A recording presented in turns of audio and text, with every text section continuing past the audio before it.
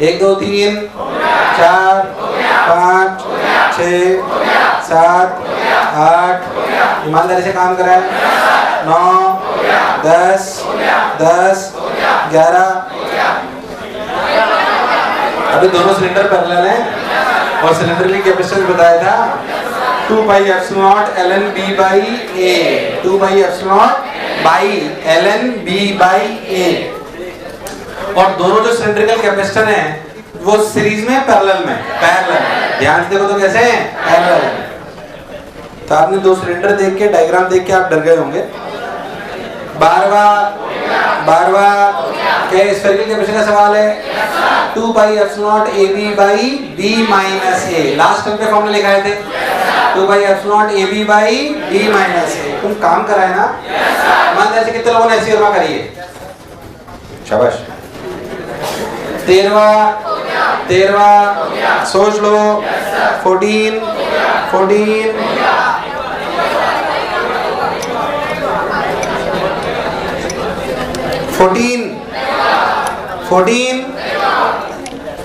It is required to construct a 10 microfarad capacitor which can be consumed connected across a 200 volt battery. Capacitors of capacitor are available. Basically 10 microfarad का system चाहिए पर उसकी बीवी 200 होनी चाहिए, पर उसकी बीवी 200। पर हमारे पास 10 माइक्रोफैराड है और उसकी बीवी 50 वोल्ट की है। तो सोच, अगर इनकी बीवी 200 वोल्ट की बनानी है तो क्यों ना 4 10-10 वोल्ट को सीरीज में जोड़ दो। अगर ऐसे 4 सीरीज में जोड़ दो तो इसकी बीवी 50, इसकी 50, इसकी 50, इसकी 50 के नेट 200। पर 10-10-10 के 2.5, अगर 10-10-10 4 बार सीरीज में ले लोगे, 10-10-10 4 बार सीरीज में ले लो तो 2.5 हुआ ना। अरे कितना हुआ, 2.5। अब वो 2.5 को 10 कर दो तो ऐसे 4 लगा लो, 1 2 3 4, चौथा तो था ही। अब सोच, इसकी बीवी कितनी 200, इसकी कितनी 200, इसकी कितनी 200, इसकी कितनी 200, ये 2.5 10। तो क्या एक सिस्टम बन गया जिसका 10 माइक्रोफैराड है? कितना है? 10 माइक्रोफैराड। और क्या इसकी कंबाइंड बीवी 200 वोल्ट है? कंबाइंड बीवी कितनी है? कोई बुराई वाली बात खत्म हो गया। फिर तुम्हें समझ नहीं आया? आया कि नहीं आया? हमारे पास 10 माइक्रोफैराड था पर उसकी बीवी 50 वोल्ट ही थी। कितनी थी? हमें ऐसा सिस्टम बनाना है जिसका 10 माइक्रोफैराड हो और बीवी 200 वोल्ट हो। कितनी हो? 200। तो हमने सवाल कर लिया, हम खुश हुए, बहुत बढ़िया।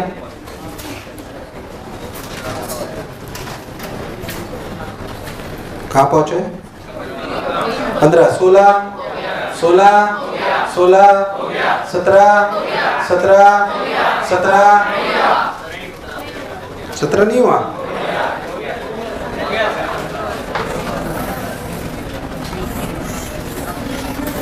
ऐसे ध्यान से देखो, ये लेंथ कितनी दी है उन्होंने? 3 और ये मोटाई कितनी दी है? कौन सा सवाल है? 17, ए और बी, और ये है डी। ये कितना है? डी। और ये कितना है? बी। तुम ध्यान से देखो तो ये कैपेसिटर है, ये कैपेसिटर है, ये कैपेसिटर है और ये आपस में पैरेलल है, और ये आपस में, क्यों इसका पोटेंशियल सेम है और ये पूरी कंडक्टिंग प्लेट है तो इसका भी पोटेंशियल। तो ये कैपेसिटर, ये कैपेसिटर, ये कैपेसिटर, तीनों सीरीज पैरेलल। अच्छा, पैरेलल में क्या होता है? C1 plus C2 plus C3। बोलो क्लियर है? तो C को लिखेंगे C1। C1 की वैल्यू लिखो एप्सिलॉन नॉट एरिया। एरिया देख, ये A इनटू ये लेंथ कितनी दी हुई है? अरे डी थोड़ी है, तो ये डी तो एक सेपरेशन हुई है। अरे सवाल करो ढंग से। Capacitor made of flat area A and, अच्छा फ्लैट एरिया ए दिया हुआ है, तो अगर ए दिया हुआ है तो ये हो गया a/3। अरे इसका एरिया a/3 हो गया ना, तीनों से में तोड़ा तो epsilon a/3 by D plus epsilon naught a/3 by D plus D, फिर epsilon naught a/3 by D plus 2b। मुझे लगा ही तुम्हें आया, बस आंसर आ गया, बस आंसर आ गया, खत्म। तुम्हें दूर दूर तक मेरी बात समझ? अरे नहीं आई? आई कि नहीं आई? बस खेला खत्म। Epsilon a by 3 by d plus epsilon a by 3 by d plus b plus epsilon a by 3 by d plus 2b। 17वां हो गया, 18वां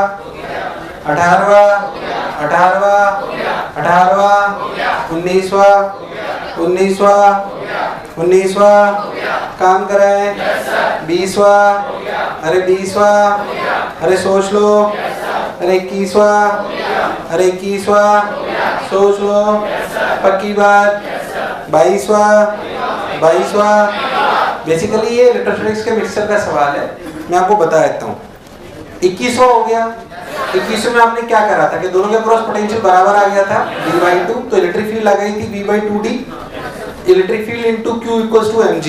ये आपने 21वें में करा था। 22वां भी कुछ वैसा ही है। याद कर, कांस्टेंट इलेक्ट्रिक फील्ड में अगर किसी पार्टिकल को छोड़ा जाए तो, और अगर ऐसे छोड़ा जाए तो वो प्रोजेक्टाइल करता है। क्या करता है? प्रोजेक्टाइल। सवाल वहीं से पहले अपन समझते हैं सवाल को। है ये पुराना सवाल, ज्यादा कैपेसिटर नहीं है इसमें। Both the capacitors shown in the figure are made of a square plate of HA. The separation between the plates of the capacitor are d1 and d2 as shown in the figure. A potential difference V is applied between the points A and B, and electron is projected between the plates of the upper capacitor along the central line. With what minimum speed the electron be projected so that they do not collide with the lining of the plate. आप बहुत अच्छे समझो तो आपको ये बात समझ में आएगी कि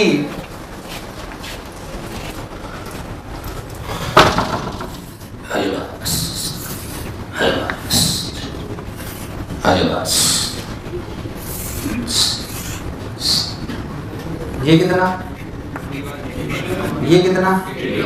पोटेंशियल कितना लगाया? ये 0, ये मान लो कि इसके अक्रॉस v1, इसके अक्रॉस v2। क्या v1 is to v2? याद कर, v1 is to v2 is 1 by c1 is to 1 by c1 is to 1 by c2। c1 है epsilon not a by d1 और c2 है epsilon not a by d2। 1 by c1 is to 1 by c2 करोगे तो d1 is to d2। समझ नहीं आया? 1 by c1 is to 1 by c2 करोगे तो d1 is to। तो ध्यान से देख, तो v1 के अक्रॉस जो पोटेंशियल ड्रॉप आया वो आया v1 equals to d1 upon d1 plus d2 into v। बोल यस और नो। सोच के देख, यहाँ पर का v1 आ गया। अगर v1 आ गया तो इलेक्ट्रिक फील्ड कितनी है?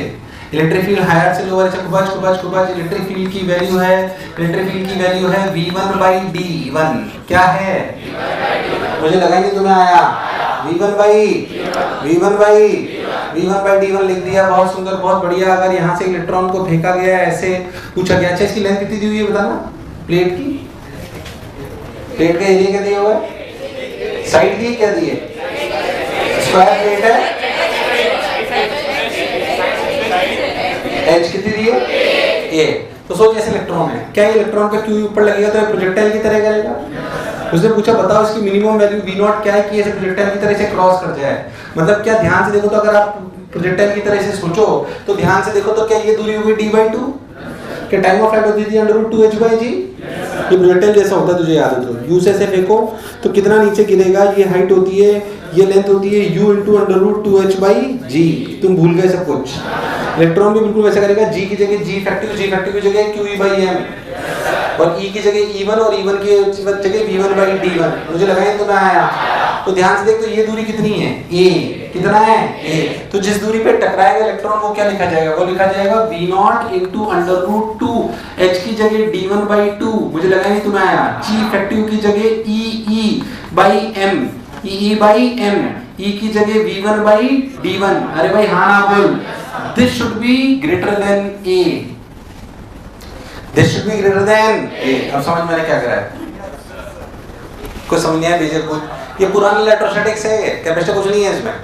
कैपेसिटर खत्म हो गया d1 d2 पे।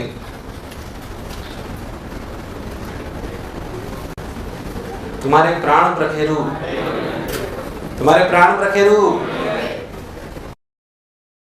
बोलो, समझ आ गया सवाल? ये अपना सवाल था कौन सा? 22। कौन सा था? 22। 23 नहीं हुआ? मैं हूं ना, यही तो दिक्कत है। इधर देख, कौन सा 23rd? The plates of a capacitor are 2 cm apart and electron-proton pair is released somewhere in the gap between the plates, and it is found that the proton reaches the negative plate at the same time as the electron reaches the positive plate. At what distance from the negative plate was the pair released? आप ध्यान से समझना, मैं इसका बढ़िया solution देता हूँ, smart है। 2 सेंटीमीटर की प्लेट है, कितने की? इलेक्ट्रॉन और प्रोटॉन दोनों छोड़े, कहीं ऐसी दूरी x से कि इलेक्ट्रॉन, सोच अगर इलेक्ट्रिक फील्ड ऐसे है तो इलेक्ट्रॉन किधर भागेगा? ऊपर, और पॉजिट्रॉन किधर भागेगा? नीचे। तू देख ध्यान से सोच, तो इलेक्ट्रॉन पे फोर्स किधर लगा? ई ऊपर, इस पे कितना लगा? ई। नेट कितना? अगर नेट जीरो है तो नेट फोर्स जीरो, तो क्या, और इनिशियल वेलोसिटी जीरो, तो क्या centre of mass is at rest? तो m1 x1 बराबर, ये चला x, तो ये कितना चला? 2 - x। कितना चला? तो देख, mass of electron into x equals to mass of proton into 2 - x। Answer खत्म। सवाल हो गया? अरे भाई साहब समझ ही नहीं पाए तुम लोग। अरे नेट फोर्स जीरो है ना, प्रोटॉन पे लगा ऊपर, इस पे लगा, और बराबर है क्योंकि दोनों का चार्ज ई है। तो अगर दोनों का नेट फोर्स जीरो है और दोनों की इनिशियल रफ्तार जीरो, तो centre of mass is at, centre of mass is at rest, मतलब m1 x1 बराबर, अरे सेम टाइम पे पूछ रहे हैं ना, आंसर आ गया खत्म। इसके इस सवाल का बढ़िया सॉल्यूशन है, तुम्हें दूर दूर तक समझ, अरे आया कि नहीं आया? जिसने कराओ लंबे तरीके से कराओ, तो एक स्मार्ट सॉल्यूशन है इसका बढ़िया।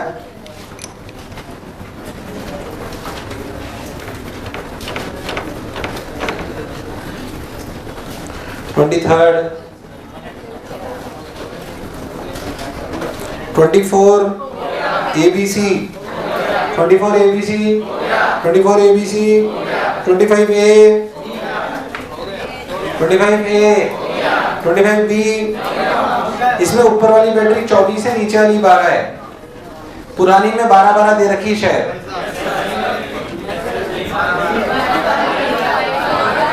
मतलब किसी एक में 12-12 होगी, किसी में 12-24 होगी, किसी में 12-24 है क्या? है ना?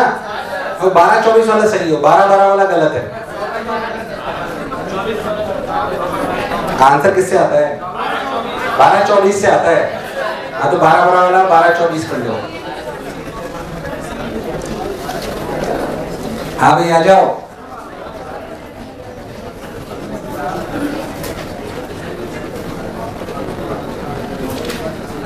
पच्चीस का ABC, D, 26 का A, B, ये उससे करोगे VI मेथड से। मैं आपको बता दूं भाई, देख B वाला जो पार्ट, B और D दोनों, B और D याद कर, अपने पढ़ा था VI मेथड। यहाँ पे VI मेथड लिखेंगे या Q/V? अरे C, Q equal to CV होता है ना, तो यहाँ पे कौन सा मेथड अप्लाई करेंगे? Q/V। तो 0 x और y मान लो, क्या मान लो? 26वें के B और D में लिखो, तू भूल गया ना, तो तुझे कुछ याद है? जब अनबैलेंस्ड हीट स्टोरेज पढ़ाया था तो एक VI मेथड पढ़ाया था, और कैपेसिटर के टाइम पे बताया था कि इसे अप्लाई करने के लिए क्या आपको एक Q/C लगाना पड़ेगा। जैसे कैसे याद करो, तो C इक्विवेलेंट को क्या लिख सकते हो? Q/V। क्या लिख सकते हो? अब बेसिकली V को निकाल लो Q की टर्म्स में, V को निकाल लो, तो सब भूल गया भाई साहब। मान लो कैपेसिटर में Q चार्ज आया, कितना आया? Q। तो ट्राई करो, ये मैंने कराया है, मैंने Q/V से सिखाया था, तुम्हें कुछ नहीं याद है? 27 सोच लो, 27 कोई बुराई, 28 29 सोच लो, 29 कोई बुराई, अरे काम वाम कराए, अरे 29, अरे 30।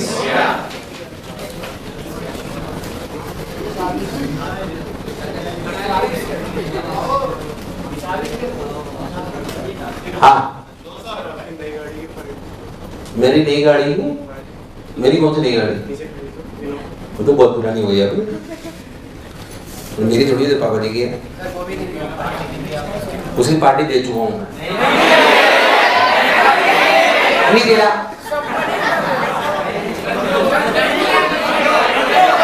अभी मुहर्रम वाले पैसे आ जाएं 100 रुपए, फिर अपन करेंगे। अरे वैसे भी मेरे पास थोड़ी तो पापा जी के, मेरे तो आज गलती से ले आया हूँ। 28 28 28 29 29 सोच लो, 29 29 30 30 काम वाम कराए, सोच लो, 30 में कोई बुराई, अरे गारंटीड, अरे पक्का, अरे 32, अरे 31, अरे 32, अरे 32, अरे 33, अरे 33, अरे 34, अरे 34, अरे पक्का, काम वाम कराए, 35, 35, 36, 36, 36, 37, हो गए होंगे वैसे, इसमें से कुछ है नहीं।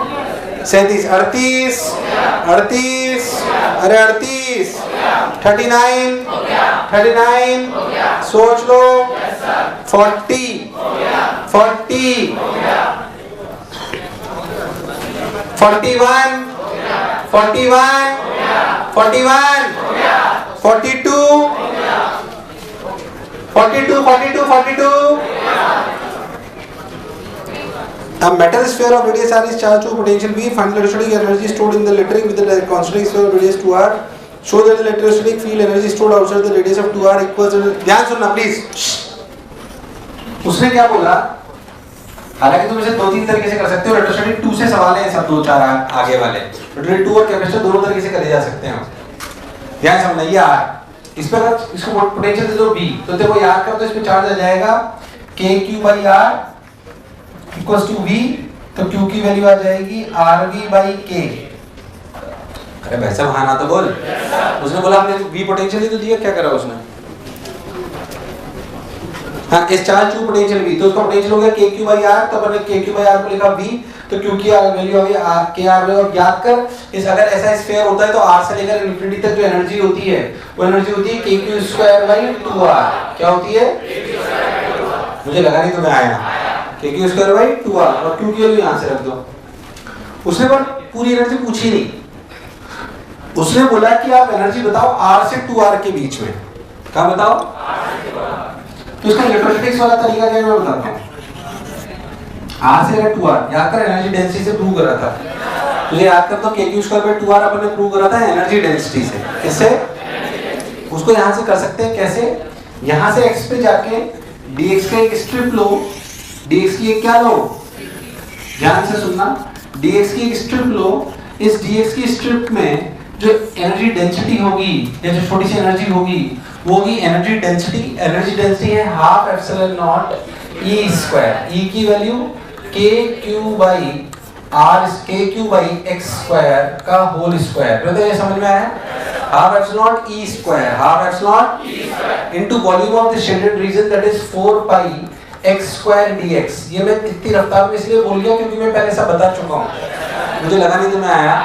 फिर लिमिट लगाओ r से लेकर 2r तक, r से लेकर, and you will get your desired answer.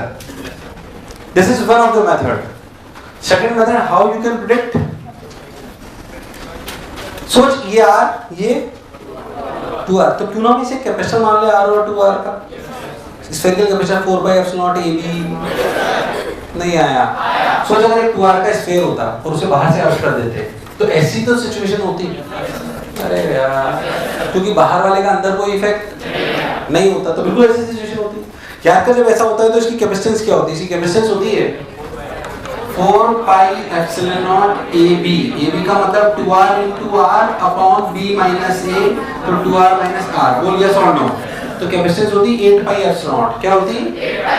और पोटेंशियल है v, कितना? v, तो आंसर होता हाफ cv²। क्या होता? तो इतना लंबा करने की जरूरत ही नहीं पड़ती, डायरेक्ट आंसर आ जाता। अरे भाई हाँ ना बोल यार, मुझे लगा ही नहीं तुम्हें आया, तुम्हारे प्राण पर गिरूं, पक्की बात, सोच लो। अच्छा सवाल है,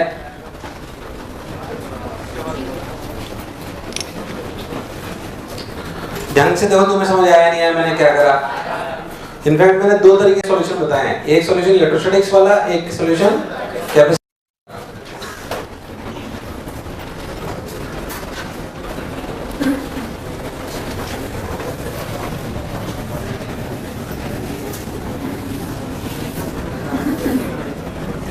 हाँ भाई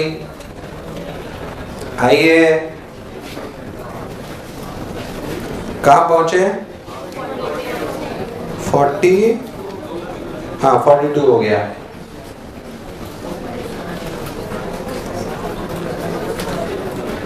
आइए 43, 43, अरे 43 हुआ कि नहीं हुआ? 43 हो गया कि बताऊं? यार तुमने तो काम नहीं करा यार, ढंग से करते तो मजा आता ना। A large conducting plane has a surface charge. Conducting plane का मतलब has a surface charge density इतना, find the electrostatic energy stored in a cubical volume of this, simple सी बात। Large conducting plane तो इलेक्ट्रिक फील्ड क्या होगी? Sigma by 2 epsilon epsilon, दोनों तरफ चार्ज है sigma by epsilon, sigma by. अगर और क्यूब में उसने क्या पूछा है? कंडक्टिंग प्लेट है, कंफ्यूज मत होना। कंडक्टिंग प्लेट है, दोनों तरफ सिग्मा मान लो, तो सोच ले, मान लो यहाँ पे मैं डेटा आप डाल लेना बस। यहाँ पे इलेक्ट्रिक फील्ड कितनी है? सिग्मा बाई एप्सिलॉन, बोलो क्लियर? अच्छा वॉल्यूम दे दी इन्होंने, तो क्या होगा? Half epsilon E square, E की जगह सिग्मा बाई एप्सिलॉन का whole square into volume, that is जो भी वॉल्यूम दे रखी है। तुम्हें सब कुछ दे रखा है, तुम्हें दूर दूर तक मेरी बात समझ? अरे नहीं आई? आई कि नहीं आई?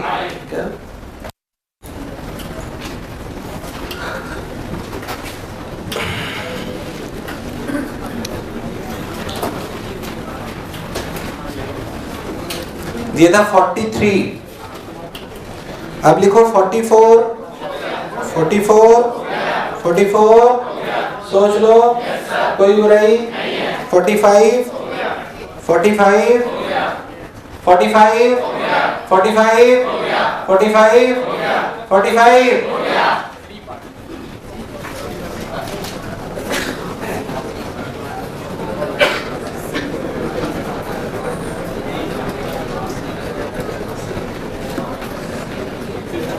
ये शायद मैंने a capacitor having a capacitance of 100 microfarad is charged to a potential difference of 24 volt. The charging battery is disconnected and the capacitor is connected to another battery of EMF 12 volt.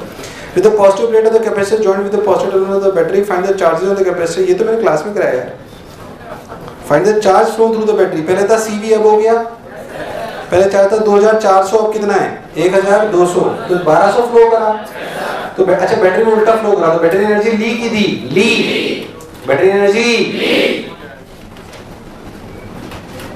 तो work done on the battery हुआ ये। तो find its magnitude, find the decrease in electrostatic field energy, तो कर ही सकते हैं, half CV square minus half C square.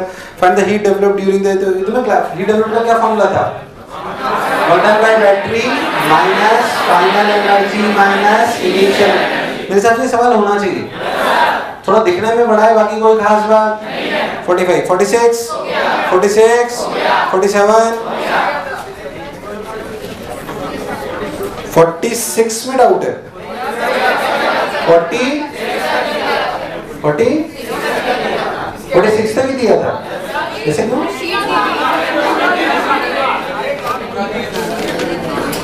पूरा करके आते ना।